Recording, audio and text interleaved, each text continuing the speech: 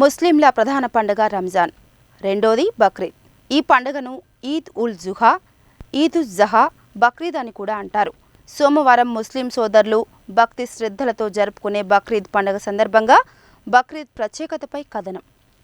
ప్రపంచంలోని ప్రతి మూలలో ఉన్న ముస్లింలు రెండవ అత్యంత పవిత్రమైన ఇస్లామిక్ పండుగ ఈద్ అల్ అదాను జరుపుకుంటున్నారు.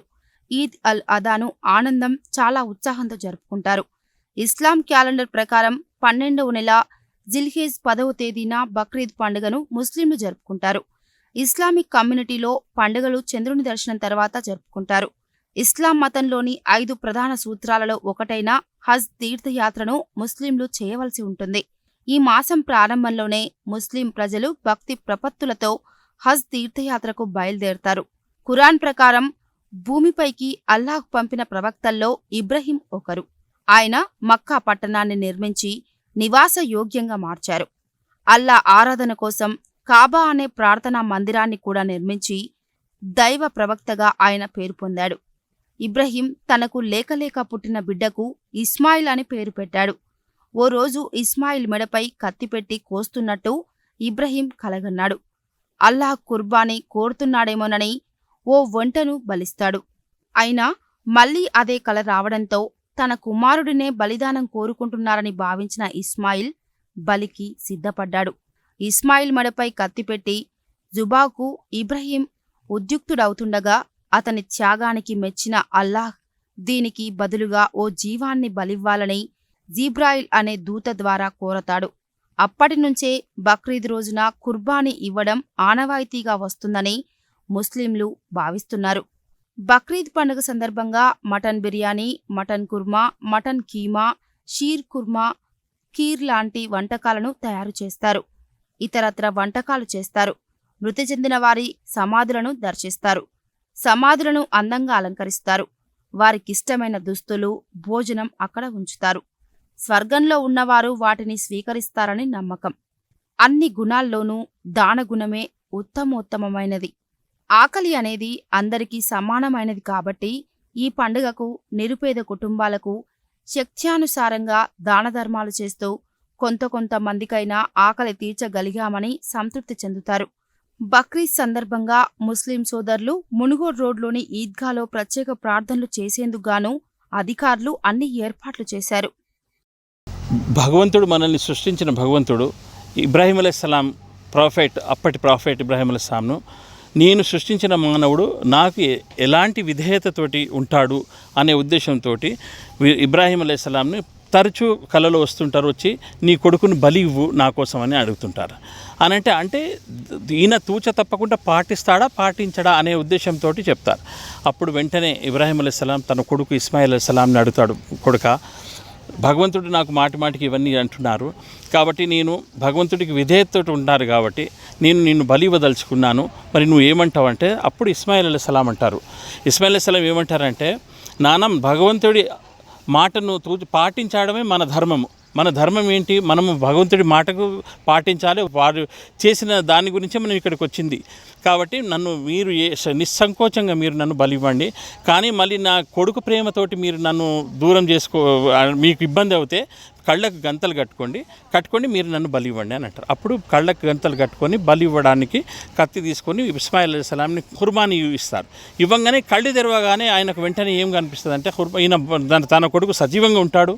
మరియు అక్కడ దుంబ అని అంటే ఒక మేకపోతు తలకాయ ఎక్కడ ఉంటుంది కాబట్టి అంటే భగవంతుడు మెచ్చి తను నా కోసం నేను అన్నదాన్ని పాటించాడనే ఉద్దేశంతో అప్పటి నుంచి ఖుర్బానీ వాజిబ్ అయిపోయింది. వాజిబ్ అంటే కంపల్సరీ, స్థోమత గల ప్రతి ముస్లిం ఖుర్బానీ ఇవ్వాలనేది అప్పటి నుంచి వాజిబ్ అయిపోయింది. కాబట్టి ఖుర్బానీ ఇచ్చి దాంట్లో 3 వంతులు చేసి, ఒక వంతు బీదవాళ్ల కోసం, ఒక వంతు చేసిన వాళ్ళు తన కోసం ఉంచుకోవడము, ఇంకో వంతు తన చుట్టాలకు వాళ్ళ కోసం చేసేసి అందరూ కూడా చాలా చక్కగా ఇవి జరుపుకుంటారు. దీని విశిష్టత మరియు ఈ మాసంలోనే హజ్ అవుతుంది కాబట్టి హజ్ పర్ఫార్మెన్స్ కూడా ఇదే మాసంలో అవుతుంది.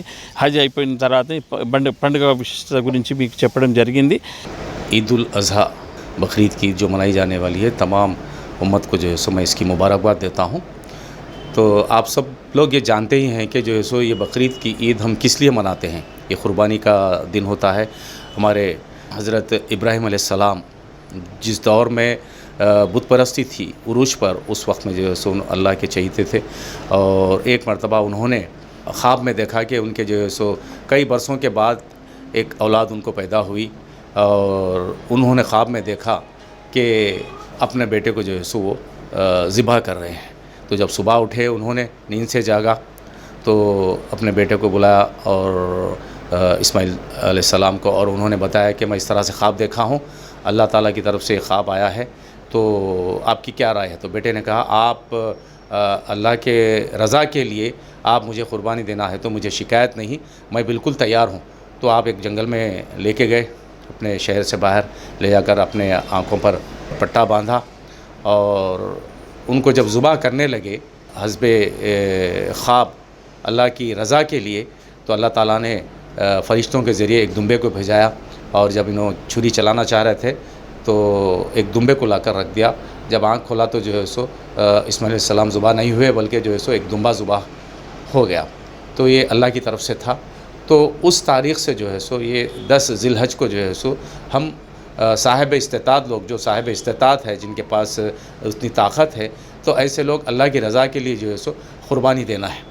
तो इस ताल्लुक़ से मैं उम्मत मुसलमानों से यही गुजारिश करता हूँ कि जो क़ुरबानी का नज़्म अल्लाह की याद में, अल्लाह की रज़ा के लिए हम जो करते हैं, तो अल्लाह ताला हम सबको पाबंद रखे, और जो साहिब इस्तिताअत है वो कोताही ना करे, बल्कि क़ुरबानी दे, और उसके जो भी 3 हिस्से हैं, एक हिस्सा अपने लिए, एक हिस्सा रिश्तेदारों के लिए, एक हिस्सा गुरबा में तकसीम करने के लिए, ये बराबर से जो है उस पर अमल करने की कोशिश करें। और ये जो क़ुरबानी देने के बाद जो भी फ़ासिद मादा होता है, गलाज़त होती है, जहाँ बोले वहाँ पर जो है सड़कों पर, गलियों में डालने की कोशिश ना करें, फेंकने की कोशिश ना करें। अपने महलों को, अपने गलियों को साफ़ सुथरा रखने की कोशिश करें। बल्दिया वाले आएंगे, बल्दिया वालों को जो है ये वेस्टेज जो है उनके हवाले कर दें, वो लोग लेकर चले जाएंगे। बहरहाल वंस अगेन मैं तमाम उम्मत मुसलमान को जो है सो ईद उल अज़हा की पुरखुलूस मुबारकबाद देता हूँ। अस्सलाम वालेकुम वरहमतुल्लाहि वबरकातुहू। ముస్లింలకు 2 ప్రధాన పండుగలు ఉంటాయి. ఒకటి మన రంజాన్, రెండోది బక్రీద్.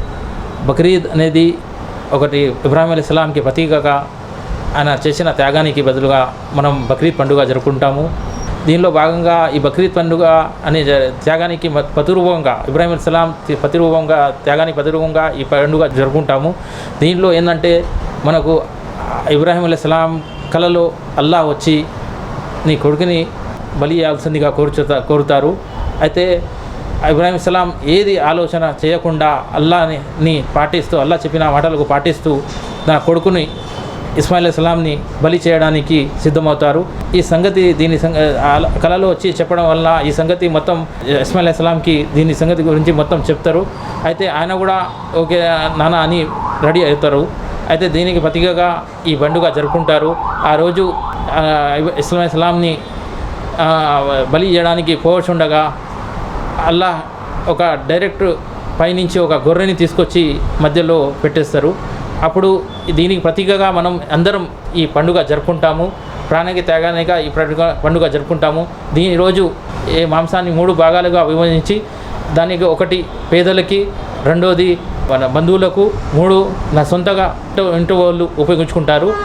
ఇంకోటి మన అందరూ పేదలు ఎవరైనా అందరికీ పేదల్లోకి చూసి ఈ వాళ్లకు పంచడం జరుగుతుంది. ఇది ముస్లింలో భావించే ప్రత్యేక పండుగ. Thank you very much.